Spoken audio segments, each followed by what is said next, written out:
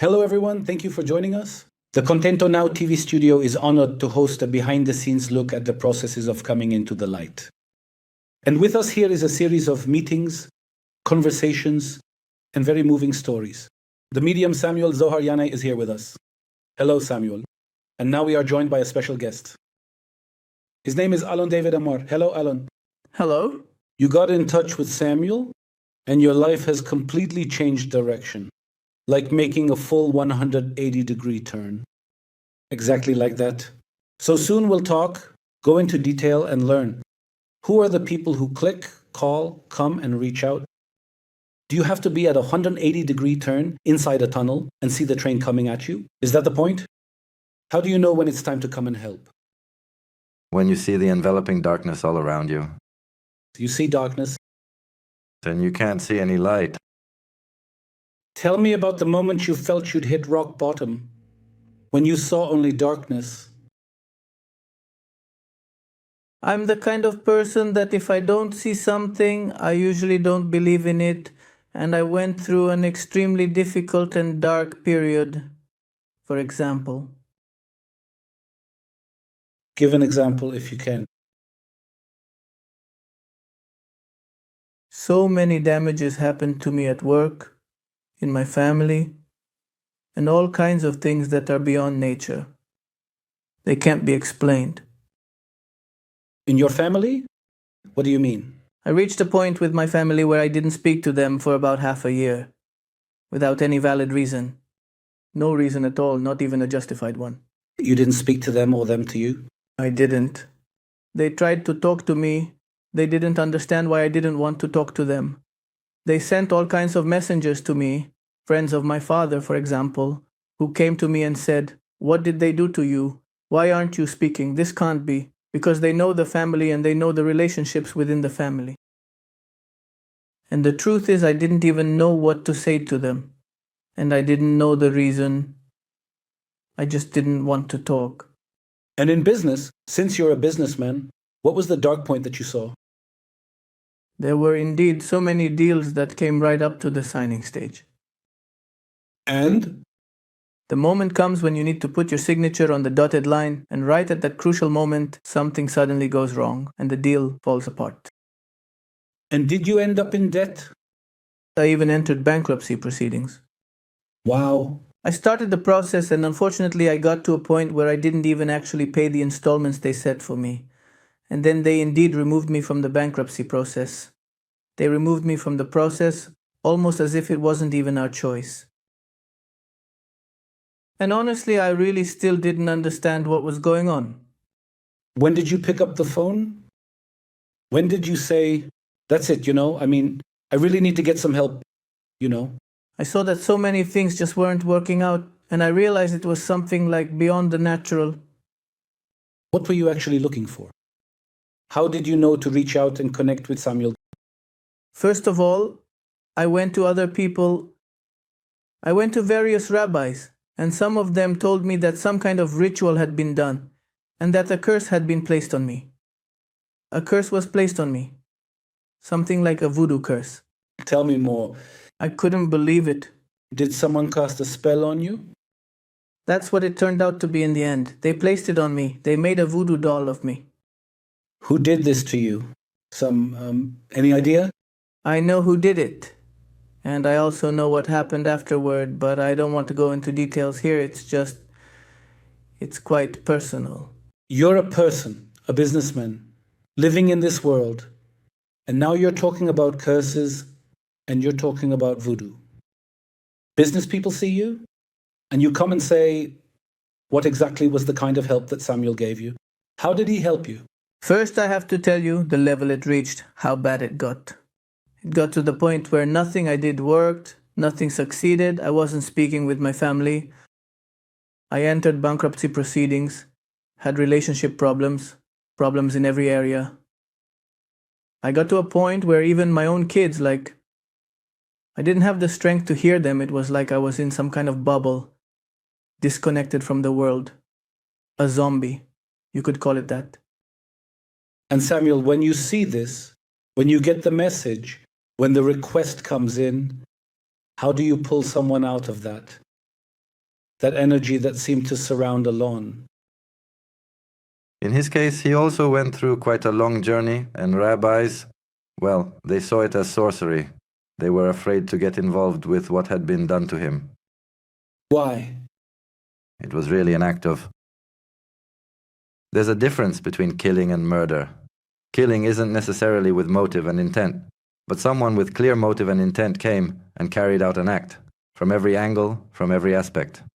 He even ended up in the hospital once. In the end, I reached the hospital. Sorry, it's just... everything is coming back to me now. I'm with you. We're with you. I got to a point where really, even if you told me I had something like a deal waiting for me tomorrow, I no longer believed it because I knew I'd show up and it would blow up. But still, I kept going and it just blew up in my face. And then I started to feel this really overwhelming and incredibly strong sense of distress that I went to the hospital. They ran every possible test and told me, "There's nothing wrong with you. Go home. You're discharged." Honestly, I was scared. Even after they discharged me, I was afraid to go home. I got home and started thinking, what do I do now? And then I found someone who deals with spells. Someone who deals with removing spells, who is considered one of the greatest. I didn't know what great meant or not, but he supposedly removes any curse. What happened? So I went to see him, and he told me that in order to remove he saw that there was something terrible, and he said he wanted to remove the curse from me. And then he asked for something like 30,000 shekels. He named an astronomical amount, and I was already in a situation. Gosh. I had declared bankruptcy. I didn't even have money to support myself. Now I have a question. When you went to Samuel Zohar Yanai, where did you feel the turning point in your life? Because today, are you still bankrupt? No. Are you in a relationship? Yes. Do you have a family? Yes. Do you talk to your kids? I'll tell you how it happened. Do you talk to your parents? Of course, everything's great with all. Everything's great. But I just want to share what the process was. Go ahead. I know that there isn't much time left, but I really have to say these important things. We went to this person who does therapy. He asked for an astronomical amount. Yes. And the person who took me to him said, "I'm willing to pay you. I'm willing to give you half the amount now. The moment he's clean, I'll pay you the remaining half."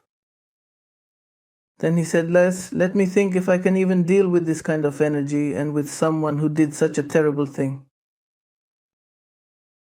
And it was agreed that he would call us the next evening and give us an answer on whether he would come and start the treatment, because I was already in a state where I was helpless. He didn't call, and around 8:30 in the evening my partner called him. And he told her that he wasn't willing to get involved in this, and that even for 50,000 shekels, he wasn't willing to take it on or deal with that kind of energy.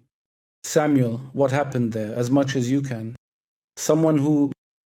Murder. The word was murder. No, the energy, the goal, the intention. Murder. Yes. On the opposite side, there must be someone with energy powers, not ordinary ones, to cast something like that. It has to be both. Someone with expertise or experience and with a negative intention. What happened to that person after you intervened? He can actually tell you that. I don't deal with the victims. What exactly happened to him? First of all, that person, due to unforeseen circumstances, ended up going bankrupt. He just reached a point where he said, "Can I share something?" Just don't name him. Yes, he even got to the point where he needed me. He came to me. Unexpected. You helped him? Yes. You helped him? Exactly. That's Medulan. Yes. The Medulan is a generous man with a big heart. You know, by the way, in that context, are you sure he is the one? Definitely, it's a feeling from the heart, a sense, I know for sure because later we installed cameras in the house. And we caught the guy, like we saw on the cameras, that he came several times to do all kinds of things. What you see him doing? He poured all kinds of substances, all kinds of I don't really know what he did, but he was doing magic. And I have to emphasize again and again in this amazing conversation, you're an ordinary person. A man who does business, makes deals, lives, has a family, and so on. Not some kind of spiritual figure from northern Tibet. Definitely not. Exactly. I didn't believe in these things either. By the way, until I got hurt by this thing, I didn't believe it even existed. There's kind of a common saying that a lot of people say, like, if you don't believe in these things, then they won't affect you. But I was really one of those people who believed that if you don't believe, then it won't stick. And it stuck. But I'm saying, okay, and if it did stick, then what? What's exactly the price a person pays? At the end of our conversation, one sentence you'd like to say here to Samuel Zohar Yanai? First of all, thank you.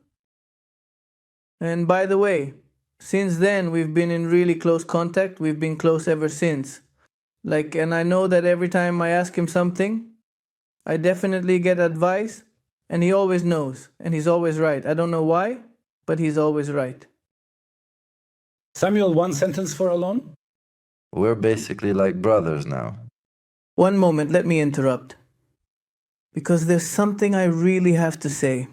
Something that's pressing, like you can see there's no 3 brothers from the Bedouin community worked for me. And one time I didn't understand why they were staying longer than everyone else. Like, why don't you go home to your wives, to your kids? So I asked one of them, why don't you leave earlier? Go to your kids. So he said to me, I don't have kids. I said to him, okay, you don't, but what about the second brother? So he tells me he doesn't either. So I started thinking and said, and the third one, why doesn't he have any? So he tells me, no, the 3 of us have the same problem. And then I already understood that there's something here beyond the natural. You know what's needed, where to turn. Yes. And then at that moment I stopped them and said, listen carefully, I know someone who can help you. They said to me, let's try. By the way, they also knew that something had been done to them, because they were at some wedding and drank something there. And from that day on, they felt that something wasn't working right with them. To keep them asking questions, get me to the bottom line. Do they have kids today or not? Today, all 3 of them have children, and because they called Samuel. Each of them has children? Yes, 3. And wait, there's one more thing I kind of forgot to mention here. They came to Samuel, we left from there, and the next morning they called me. I was just shocked. What did your guy do to us? I honestly didn't know what to say. I asked them what happened. So they told me everything works, like everything works. Everything works, like there's nothing, and we feel like we can fly. It's like the whole burden just lifted off them in a single day. Alon David Amar, I truly hope that in a few months or years, we'll meet again and hear more about your journey, because it's amazing. Samuel Zohar Yanai, thank you very, very much. Thank you. And if you too feel like there's something dark here, and you can't seem to see the points of light, pick up the phone. There's nothing like seeing with your own eyes. Meet him, listen, get help. Thank you for being here with us at the Contento Now TV studio.